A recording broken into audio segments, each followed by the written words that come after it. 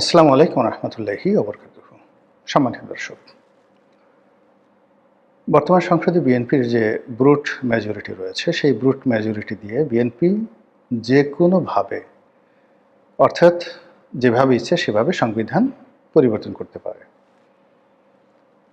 যেহেতু তারা দীর্ঘ ১৭ বছর পর ক্ষমতায় ফিরে এসেছে, সেহেতু তাদের এই ১৭ বছরের যে অব্যাহত দুঃখ কষ্ট বেদনা তারা ৫ বছর পরে সঙ্গত কারণে ফিরে পেতে চাইবে না।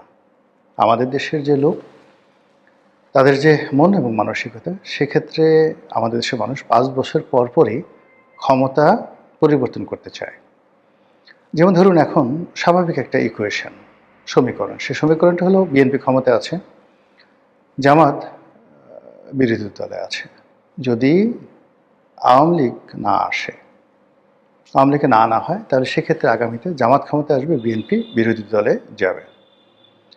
এবং আমাদের দেশের নর্মাল চরিত্র হলো যে, যদি তৃতীয় কোনো শক্তি না থাকে, তাহলে প্রধান যে বিরোধী দল থাকে তাদের উপর সরকার জুলুম করে, অত্যাচার করে, নির্যাতন করে। ফলে আগামী দিনগুলোতে আওয়ামী লীগের অবর্তমানে রাষ্ট্রশক্তির এবং সরকারি দলের যত নেতিবাচক দিকগুলো রয়েছে সবগুলো জামাতের উপর আবর্তিত হবে এবং জামাত প্রতিহিংসা পরায়ণ হয়ে পড়বে।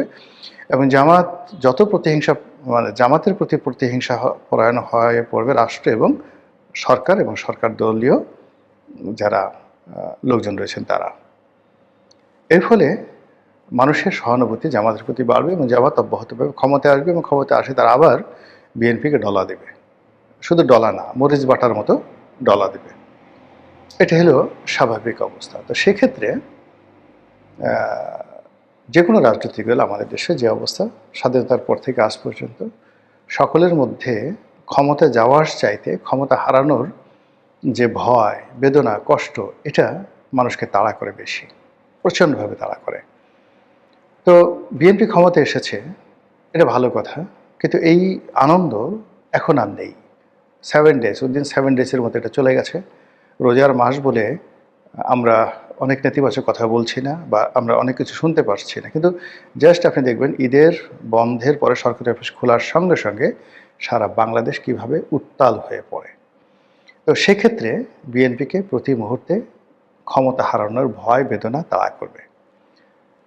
তো সেটা থেকে বাঁচার জন্য বিএনপি যদি সংবিধানে পরিবর্তন এনে রাষ্ট্রপতি শাসিত সরকারে ফিরে যায়, তাহলে এটা তাদের জন্য একটা বিরাট সেফগার্ড হবে।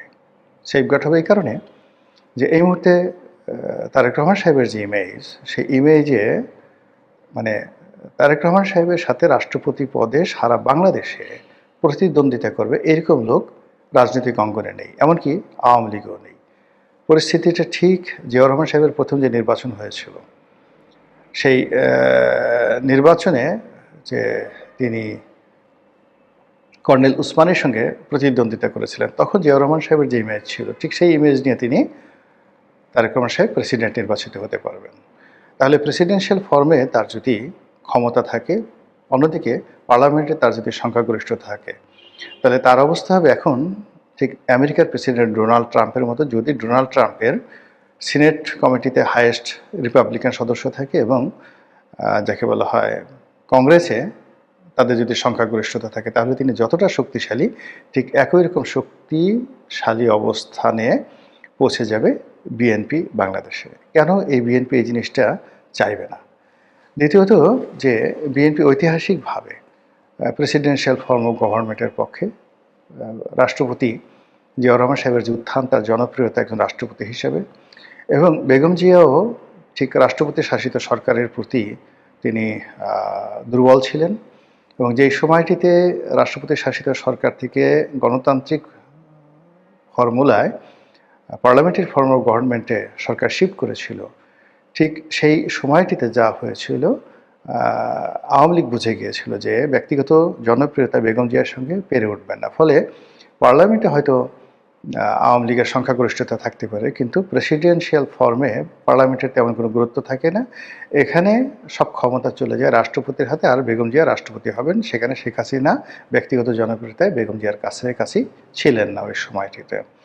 তো সেক্ষেত্রে আওয়ামী লীগ চাপ প্রয়োগ করে যে সংসদীয় গণতন্ত্রে ফিরতে হবে এবং রাজপথ এতটা উত্তপ্ত হয়ে পড়ে যে বিএনপির আসলে কোনো ওয়ে ছিল না। তো সেই অর্থে বিএনপির মন, মস্তিষ্ক, শরীরে সব জায়গাতে কেবলই মাত্র রাষ্ট্রপতি শাসিত সরকারের একটা যাকে বলা হয় ধ্যান ধারণা তাদের মধ্যে কাজ করছে।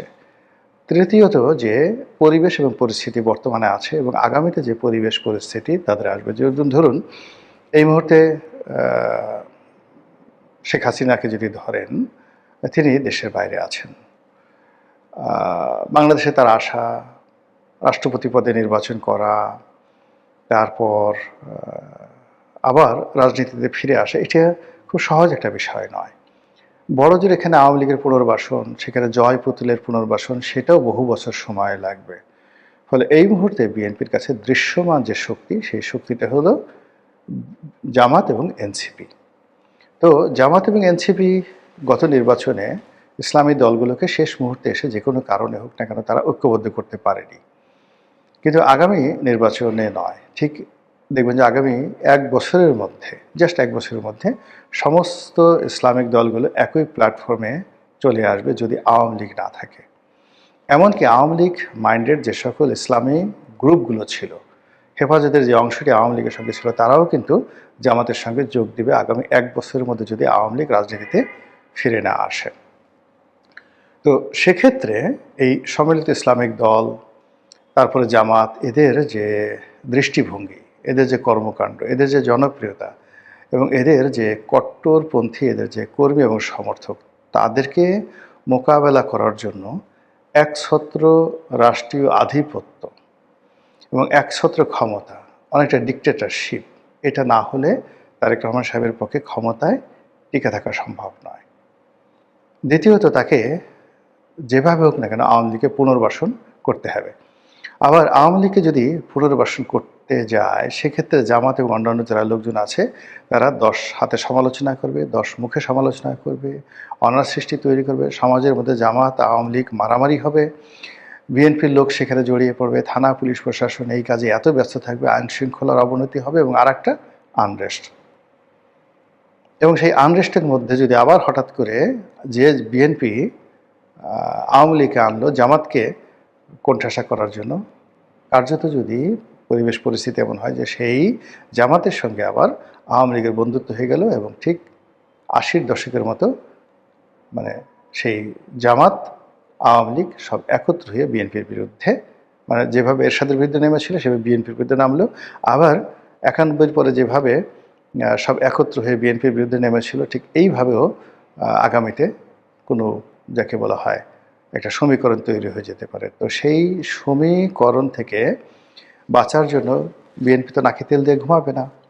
তারা সংসদীয় পদ্ধতিতে যতটা সম্ভব নিজেদেরকে সুসংহত করবে, দলকে শক্তিশালী করবে। আর যদি প্রেসিডেন্সিয়াল ফর্ম অফ গভর্নমেন্টে চলে যায়, তাহলে তাদের হাতে অনেকগুলো অপশন থাকবে। যেমন দেখা গেল যে প্রধানমন্ত্রী হিসেবে জামায়াত রহমান আসতে পারে, কিংবা ধরুন প্রধানমন্ত্রী হিসেবে জুবাইদুর রহমান আসতে পারেন, তারেক রহমান সাহেব ফ্যামিলি ডাইনেস্টির প্রতিভূ হিসেবে তিনি রাষ্ট্রপতি হতে পারেন। যেভাবে চন্দ্রিকা কুমারাতুঙ্গা তিনি প্রেসিডেন্ট হয়েছিলেন বা প্রধানমন্ত্রী হয়েছিলেন, আবার তার মা সেই তিনিও প্রধানমন্ত্রী বা প্রেসিডেন্ট হয়েছেন একই সঙ্গে। এরকম অনেক কিছু হয় একটা সমাজে, একটা রাষ্ট্রে, একটা দেশে। আমাদের পাক ভারত উপমহাদেশের আসলে রাজনীতির যে কৃষ্টি এবং কালচার, এটা এভাবে চলে আসছে। তো সেই দিক থেকে বিএনপি যদি অলানি ছাড়েন সিদ্ধান্ত নিয়ে রাষ্ট্রপতি শাসিত সরকারের দিকে চলে যায়, সবাই আশ্চর্য হলেও আমি কিন্তু আশ্চর্য হব না।